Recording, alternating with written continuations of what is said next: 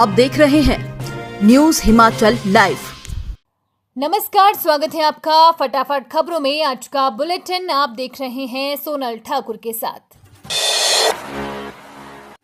बसों के बस अड्डा तक जाने से बस अड्डा ज्वाली शहर हुआ वीरान। विधानसभा क्षेत्र ज्वाली के अधीन हिमाचल प्रदेश बस अड्डा प्रबंधन एवं विकास प्राधिकरण बस अड्डा ज्वाली बसों के न आने से वीरान बना हुआ है। लाखों की लागत से निर्मित बस अड्डा ज्वाली शोपीस बनकर रह गया है। अधिकतर बसें केहरिया चौक में सवारियों को उतारकर वहीं से ही वापस अपने गंतव्यों को चली जाती है, जिस कारण सिविल अस्पताल ज्वाली व ज्वाली बाजार आने वाले ग्राहकों को भारी परेशानी का सामना करना पड़ता है।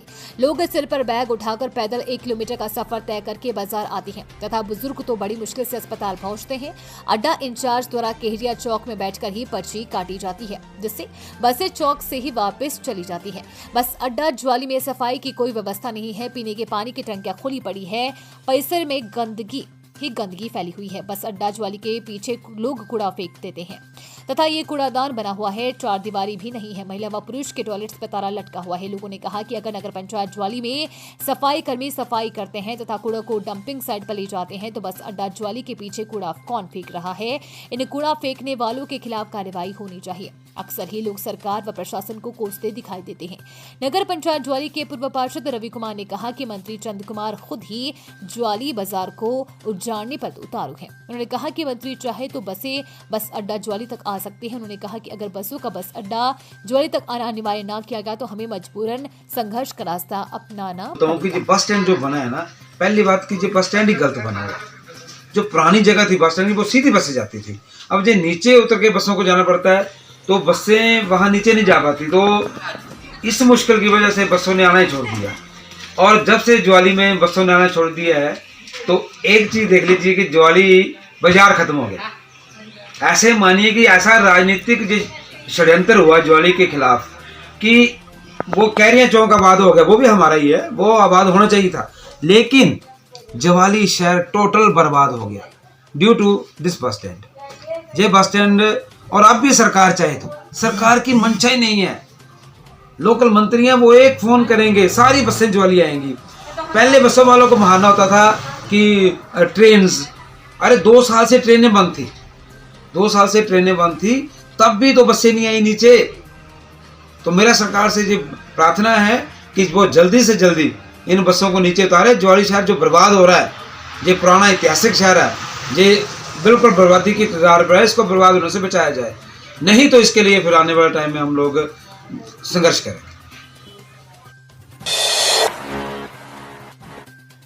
सीएम सुक्खू सैर सपाटे में मस्त जनता त्रस्त। सीएम सुक्खू के मालदीव दौरे पर भाजपा ने साधा निशाना। बोले दुनिया महाकुंभ आ रही है। सीएम सुक्खू मालदीव भ्रमण पर कांग्रेस विधायक बोले कौन कहां जा रहा है, इसके बजाय प्रदेश के हितों की चिंता करे भाजपा।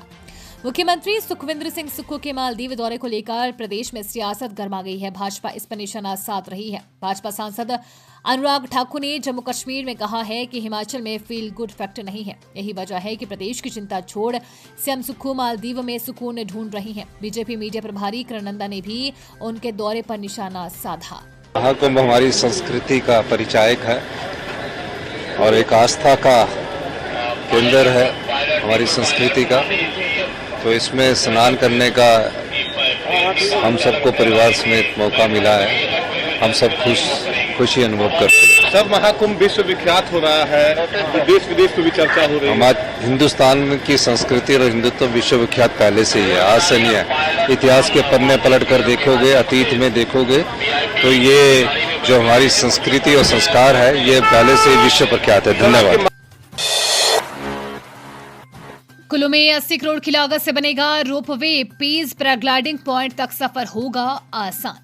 कुल्लू बस अड्डे से पीस पैराग्लाइडिंग पॉइंट तक 80 करोड़ की लागत से रोपवे का निर्माण होगा। राज्य सरकार प्रदेश में विश्व स्तरीय पर्यटन को बढ़ावा देने के लिए कुल्लू जिले में रोपवे का निर्माण करने जा रही है। सरकार ने कुल्लू बस अड्डे से पीस पैराग्लाइडिंग पॉइंट तक 80 करोड़ रुपए की अनुमानित लागत से एरियल रोपवे के निर्माण को मंजूरी प्रदान की है। प्रदेश सरकार के एक प्रवक्ता ने बताया कि कुल्लू से पीस गांव सड़क मार्ग से लगभग 12 किलोमीटर दूरी पर स्थित है। उन्होंने कहा कि 1.20 किलोमीटर लंबे रोपवे के निर्मित होने से पर्यटकों और लोगों के लिए सुरक्षित और सुविधाजनक परिवहन का विकल्प उपलब्ध होगा। पीस गांव रमणीय और अद्वितीय सौंदर्य से परिपूर्ण लघु घाटी का प्रवेश द्वार है और इस पहल से पर्यटन गतिविधियों को बढ़ावा मिलेगा, जिससे स्थानीय लोगों की आर्थिकी सुदृढ़ होगी और साहसिक गतिविधियों में रुचि रखने वालों के लिए नए अवसर सृजित होंगे। राशन उपभोक्ताओं की चिंता खत्म, एक साथ मिलेगा 2 महीने का आटा, इन लोगों को नहीं मिलेगा कोटा। शिमला जिले के उचित मूल्य की दुकानों में आटा न होने की उपभोक्ताओं की चिंता खत्म होगी। जिन राशन डिपो में अभी तक आटे की आपूर्ति नहीं पहुंची है, उन क्षेत्रों में अगले माह आटे की आपूर्ति कर दी जाएगी। शिमला जिला के कई डिपो में आटे की आपूर्ति अभी तक नहीं पहुंची है, इस कारण उपभोक्ता को आटा नहीं मिल पाया है। इस कारण उपभोक्ता असमंजस में है कि उन्हें इस महीने का आटा मिलेगा या नहीं। विभाग के पास थोक में आटा की आपूर्ति उपलब्ध है, लेकिन कहीं पर आवंटन नहीं हो पाया है। ऐसे में जल्द सभी डिपो में आटे की आपूर्ति पहुंचाने और लोगों को आटा उपलब्ध करवाने के निर्देश दे दिए हैं, ताकि लोगों को कोई परेशानी न आए। उन्होंने बताया कि जिन लोगों का नाम राशन कार्ड से ब्लॉक है, उनका कोटा नहीं दिया जाएगा। ऐसे में अभी भी अपने राशन कार्ड की ई-केवाईसी नहीं करवाई है, तो फिर जल्द ही ई-केवाईसी भी करवा ले। सावधान, मुख्यमंत्री के मैसेंजर अकाउंट से आए ऐसा मैसेज तो हो जाए अलर्ट। शरारती लोगों से पैसे ऐंठने के लिए नित नए हथकंडे अपना रहे हैं, और इसके लिए चाहे प्रदेश का मुख्यमंत्री क्यों न हो, शरारतियों द्वारा उनके अकाउंट से गूगल पे के माध्यम से पैसे भेजने की डिमांड की जा रही है। ऐसी ही एक पोस्ट सोशल नेटवर्किंग साइट्स पर खूब धूम मचा रही है, जहां पर मुख्यमंत्री सुखविंदर सिंह सुक्खू के फेसबुक के मैसेंजर खाते से गूगल पे के माध्यम से 20,000 रुपए डालने की बात की गई है। इस पर पुलिस मामले की जांच में जुट गई है कि छात्रों ने पेज हैक किया है या फिर मुख्यमंत्री के नाम से फर्जी अकाउंट बनाया है। शिमला में एचआरटीसी ने बढ़ाया टैक्सियों का किराया, अब लगेंगे इतने रुपए। हिमाचल पथ परिवहन निगम ने यात्रियों को बड़ा झटका देते हुए शिमला शहर व आसपास चलने वाली टैक्सियों के किराए में बढ़ोतरी कर दी है। एचआरटीसी की 22 फरवरी को हुई निदेशक मंडल की बैठक में शिमला शहर और उसके आसपास चलने वाली एचआरटीसी इनोवा टैक्सियों के किराए में संशोधन का निर्णय लिया गया है। धर्मशाला झाड़ू में मिला सकहो बटालियन से गायब कांस्टेबल का शव, मौत के कारणों का नहीं हुआ खुलासा। हिमाचल प्रदेश के सकहो बटालियन से 21 फरवरी की शाम को लापता हुए कांस्टेबल का शव साथ ही झाड़ू में मिला है। मृतक की पहचान हरीश शर्मा निवासी खरोह पंचायत चिंतपूर्णी के रूप में हुई है। पुलिस ने शव को कब्जे में लेकर पोस्टमार्टम के लिए भेज दिया है। कांस्टेबल की मौत के कारणों का सही पता पोस्टमार्टम रिपोर्ट आने के बाद ही चल सकेगा।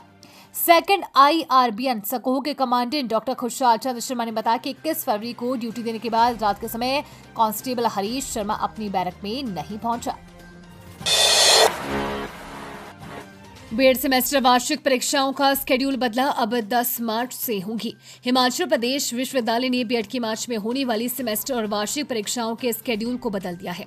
पूर्व में 7 मार्च से शुरू होने वाली ये परीक्षाएं अब 10 मार्च से होंगी। परीक्षाएं 22 मार्च से करवाई जाएंगी। बीएड की परीक्षा के लिए पूर्व में जारी किए गए स्केड्यूल के बाद बीएड परीक्षार्थियों की ओर से पब्लिक सर्विस कमीशन के एलाइड सर्विसेज परीक्षा की तिथियों के क्लैश होने की सूचना मिलने पर विवि ने परीक्षा की तिथियों को बदला है। इसको लेकर प्रशिक्षुओं ने विवि प्रशासन से मांग की थी कि पूर्व में जारी किए गए स्केड्यूल के अनुसार 7 मार्च से बीएड की वार्षिक और सेमेस्टर परीक्षाएं शुरू होनी थी। अब विवि ने नए जारी किए गए स्केड्यूल में इन परीक्षाओं को 10 मार्च से शुरू किया जाएगा, जो 22 मार्च तक संचालित की जाएगी। विश्वविद्यालय के परीक्षा नियंत्रक प्रोफेसर श्यामलाल कौशल ने कहा कि परीक्षा के नए जारी किए गए स्केड्यूल को बीएड प्रशिक्षुओं की जानकारी के लिए विवि की वेबसाइट पर अपलोड किया गया है। उन्होंने कहा कि बीएड के पहले और तीसरे सेमेस्टर के रेगुलर प्रशिक्षुओं और पहले और दूसरे वर्ष की परीक्षाएं 10 मार्च से शुरू होंगी। उन्होंने कहा कि एलाइड सर्विसेज की परीक्षाओं के कारण परीक्षाएं 10 मार्च से करवाने का निर्णय लिया गया है। जो परीक्षाएं 7 मार्च से शुरू होनी थी, अब 10 मार्च से होंगी। पूरे स्केड्यूल को 10 मार्च से शुरू किया गया है। कौशल ने बताया कि एचपीयू ने परीक्षाओं की तैयारी पूरी कर ली है। प्रदेश भर में परीक्षा केंद्र भी स्थापित कर लिए गए हैं। बदले मौसम ने बढ़ाई लोगों की चिंता, 3 दिन तक मौसम खराब रहने का अलर्ट। जिला चंबा में 1 हफ्ता पहले हुई बर्फबारी से व्यवस्थाएं पूरी तरह बहाल नहीं हो पाई है। अब फिर मौसम के बिगड़े मिजाज ने जिलावासियों की चिंता बढ़ा दी है। विशेषकर दुर्गम क्षेत्र पांगी में अभी भी 10 सड़कें यातायात के लिए अवरुद्ध है।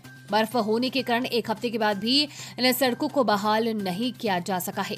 क्षेत्रवासियों को पैदल ही गंतव्य तक पहुंचना पड़ रहा है। वहीं जिला भर में 7 ट्रांसफार्मर भी चालू नहीं हो सके हैं। चंबा व तीसा में 2-2 ट्रांसफार्मर ठप पड़े हुए हैं। इसके अलावा भरमौर, पांगी व भटियात में 1-1 ट्रांसफार्मर बंद है। इस कारण ग्रामीणों को काफी मुश्किलें उठानी पड़ रही है। मंगलवार को भी सुबह से ही मौसम खराब था। इसके बाद दिन भर जिला मुख्यालय समेत निचले क्षेत्रों में रुक रुक कर बूंदाबांदी होती रही। वहीं भरमौर, पांगी, सलोड़ी व चुरहा के ऊंचे पहाड़ों पर बर्फ के फाहे गिरे हैं। इससे फिर से तापमान में एकाएक बदलाव आ गया है और ठंड शुरू हो गई है। न्यूज हिमाचल लाइव का ये फटाफट बुलेटिन आपको कैसा लगा, हमारे कमेंट बॉक्स में कमेंट करके जरूर बताएं। साथ ही पेज को फॉलो और सब्सक्राइब करना बिल्कुल ना भूलें। धन्यवाद।